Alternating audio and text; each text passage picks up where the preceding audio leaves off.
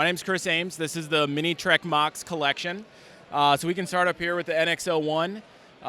That's the first Enterprise from Starfleet, and pretty basic construction here. And then we move on to the original, and I tried to keep that as smooth as possible. No visible studs showing except for the bridge tile on top, so that was good. It was nice experimenting with the darker and lighter versions of the pearl gold color, so that came in handy when dealing with the saucer on the underside there. One thing that's cool about these is you've got those kind of like little mock cards almost underneath them. Yeah, so each one is labeled, and it's the computer interface of the vessel that it's representing. So they change over the course of the collection. And I really use same techniques for the A, and the Enterprise B here is an Excelsior refit class, which matches the Excelsior down here, so kind of two versions of the same class of ship. And really every television series, every film is represented in the collection somehow. Okay. Yeah, so that's exciting. Enterprise C, D, and E up there. Some of my favorites for sure. Definitely the E has been getting a lot of attention to the show, so it must be a fan favorite as well. And then right down the line there, we've got the Rio Grande Runabout, the Defiant, both from Deep Space Nine, the Voyager and Delta Flyer. Delta Flyer was particularly challenging because in universe it's a really, really small ship. So to try to get that small and keep some of its curves was definitely a challenge. I try to reverse stud direction as much as I can. The Enterprise nacelles up here, those switch about 2 or 3 times.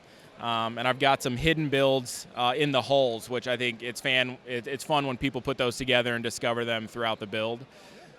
This middle row here is kind of some lesser-known Starfleet ships. These are from the original series films. Reliant, Space Dock, Excelsior, and the Oberth-class Uss Grissom. All of these are sort of bundled, and the instructions are available on my website at minitrekmox.com, and so I try to keep them themed as much as I can. And as we go in this middle row, it's sort of in chronological order. So we start with the Stargazer, which is represented from Captain Picard's first vessel, and we just keep going down the line. Each of these ships were featured in Star Trek First Contact in the battle against the Borg. So they didn't have a lot of screen time, but they've been memorable for the fans as being some favorites. And we've got kind of an interesting construction here. I'm going to take this one off the stand. So this one's kind of neat because we have this triangular saucer, or this triangular deflector dish piece, and this is actually built upside down in the hull of the ship. And so there's a clip and handle piece that gets covered up with the build so that it really has a nice striking triangular profile, which makes it a lot different than all the rest of the ships. I imagine building at this scale, you've got to be really creative with some of those parts. Yes, every single piece is important, which is kind of in stark contrast to some of these bigger spaceship builds where, they have so much more freedom to explore open space, and I'm like, I got 2 studs to make this work. Let's see what I can do.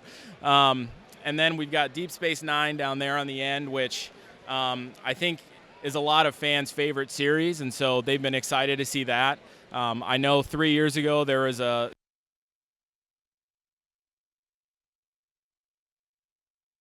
It's an insane build. Yes, mine does not require stainless steel reinforcement, so that'll fit on a desk where his obviously would just break the desk.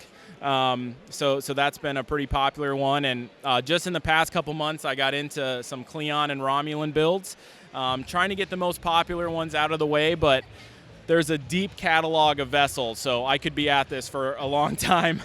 And here we've got the ships from the Kelvin timeline, so from the new series of movies that I think a lot of younger fans are more familiar with.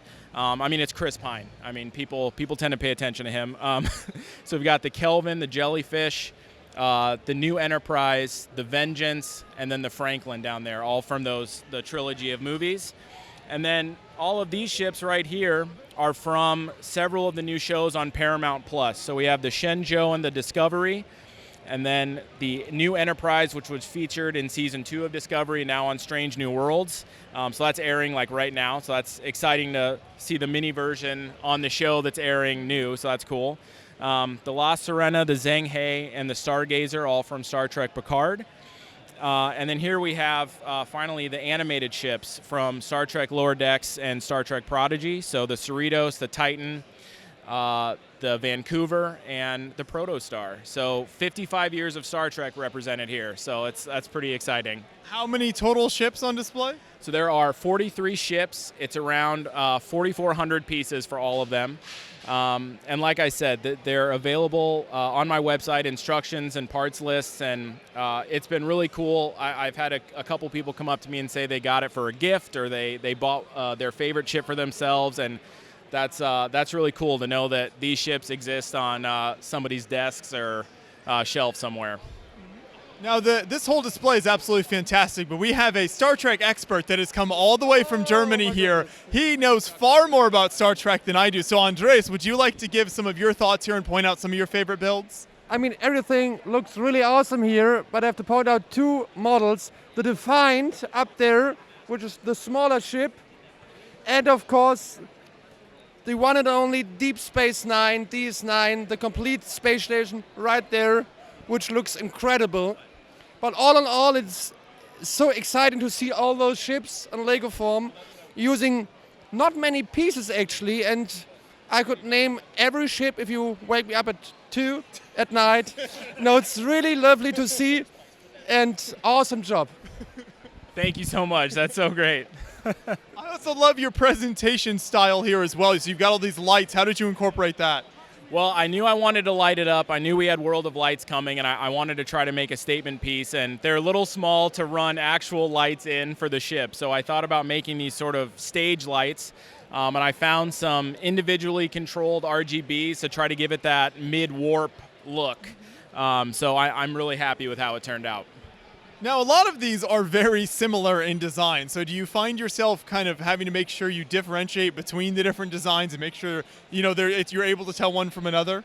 For sure. I mean, at this scale, it's so easy for a bunch of these light bluish gray wedge pieces to look the same. And so trying to get the exact specifications of each class is really important to the build process. So I look at blueprints, schematics, screenshots, anything I can get my hands on. And you'd be surprised how different they look, even with the same kind of pieces, the same number of pieces. And I credit the designers of the original classes for being able to differentiate them so much. Some of these, though, are kind of different sizes, even a little bit of different color added in here. So what are some of the harder challenges of some of these ships? I mean, none of these are in scale. So in reality, there are some ships that would be like a one stud plate compared to other ships. So I just tried to build each of these as small as I can. And anytime I get to use color, that's exciting, because as you can see, a lot of light bluish gray ships. And so doing this red La Serena here, this ship here, or having the dark red accents. Dark red's probably my favorite Lego color, so that was fun to get to use.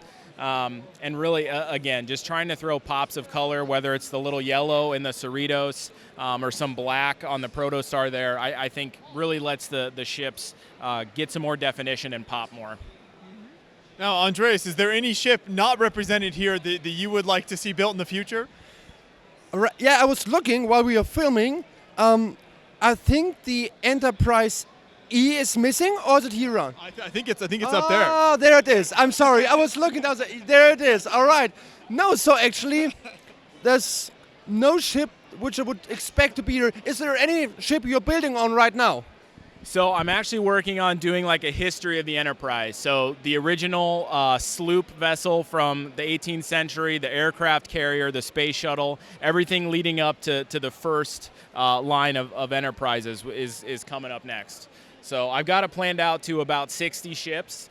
So my shelf space and my wallet is screaming a little bit, but we'll get it done. What is the public reaction like when they come up and see this many Star Trek ships? It's really funny. I can tell instantly when it's a true Trek fan, just because they're so excited to just see Star Trek represented at the show, and then to see so many. And I know that I get a really good Trek fan when they point out one of the lesser known ships and say, oh, you've got the Grissom, that's my favorite. So that, again, it's exciting to get to talk to people and to find Trek and Lego fans, because it's such a there's so many opportunities for those fandoms to come together, I think. Do you think Lego will ever get the license and do their own sets? Man, I hope so. I mean, they're between the vessels, the minifigs, some of the sets and planets, I think the possibilities are endless. I could just totally picture one of the blind bag minifigures series coming out with all Trek figures, and I think that would go really well. I hope that happens for sure. Well, awesome work here. Thanks so much for bringing all this out to the show, and keep up the good work. Awesome. Thank you guys so much.